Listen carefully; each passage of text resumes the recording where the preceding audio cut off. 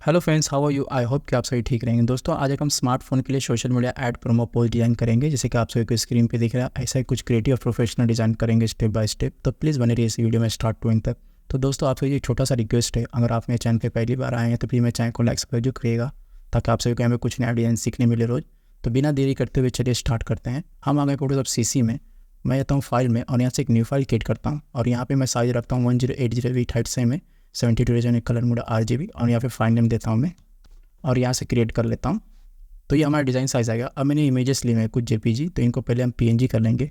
तो PNG करने के लिए मैं इस इमेज को सेलेक्ट करूँगा, और यहाँ से जाकर सेलेक्ट में जाके यहाँ से सब्जेक्ट को सेलेक्ट करूँगा। तो इसके चारों तरफ एक सिलेक्शन ऑन हो जाएगा। इसे PNG करने के लिए ये थोड़ा समय लेगा। तो ये हमारा सिलेक्शन चारों तरफ ऑन हो गया। अब मैं यहाँ पे मास्किंग ऑन करूँगा, तो इसके पीछे का बैकग्राउंड रिमूव हो जाएगा। अब मैं इसी पे राइट क्लिक करूँगा और यहाँ से स्मार्ट ऑब्जेक्ट कर लूँगा। अब इस इमेज को इस तरह पकड़ के ड्रैग करके यहाँ पर ला के यहाँ पर रख लूँगा। Ctrl+T करूँगा और यहाँ से इस तरह में राइट साइड से इसे छोटा कर लूँगा, ऐसे बिल्कुल मिडल सेंटर रखूँगा। अब मैं फिर से यहाँ पे आऊँगा और इस इमेज को भी PNG कर लेता हूँ। तो मैं जाऊँगा सेलेक्ट में और यहाँ से सब्जेक्ट को सेलेक्ट करूँगा, और यहाँ से मैं मास्किंग ऑन करूँगा।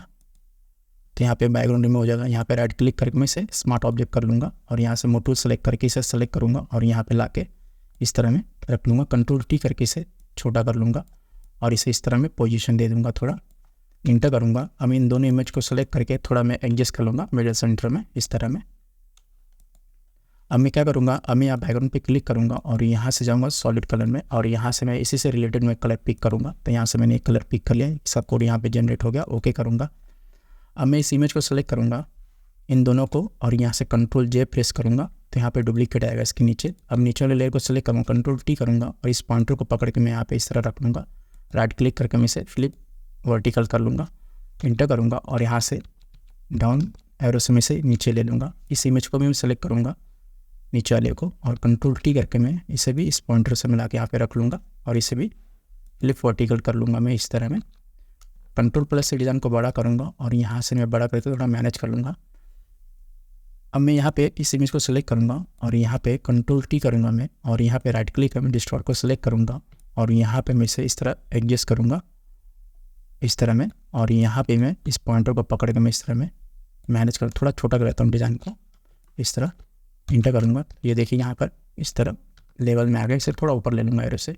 इस इमेज को भी सिलेक्ट करूँगा, Ctrl+T करके इसे भी डिस्टॉर्ट कर लूँगा, और यहाँ पे इस तरह में इसे नीचे ले लूँगा, और इसे भी इस तरह में नीचे की तरफ मैनेज करूँगा, इंटर करूँगा, और यहाँ से एरो से मैनेज करके Ctrl+0 करके मैं डिज़ाइन पे आऊँगा। अब मैं इन दोनों इमेज को सेलेक्ट करूँगा और यहाँ पे राइट क्लिक करके मैं इसे स्मार्ट ऑब्जेक्ट कर लूँगा।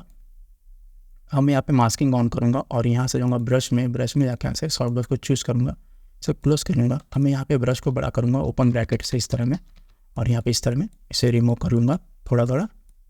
अब मैं यहाँ पे इसका फिल रखूँगा 50% तक और इंटर करूँगा।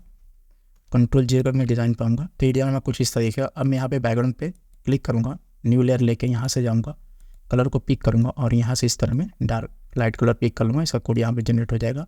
अब मैं ब्रश को बड़ा करूँगा और यहाँ पे इस तरह में क्लिक करूँगा, Ctrl+T करके मैं इसे सिर्फ पकड़ के इस तरह में बेंड कर लूँगा, और यहाँ पे इस तरह में स्ट्रेच करके बड़ा कर लूँगा।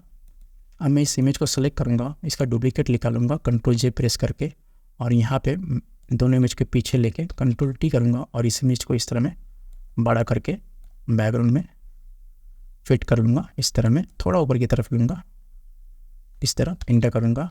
अब मैं इस इमेज को फिल्टर में जाके यहाँ से ब्लर में जाके ग्रोशियन ब्लर को ऑन करूँगा, और यहाँ से इसका ब्लरनेस बढ़ाऊँगा मैं, ज़्यादा नहीं, इंटर करूँगा।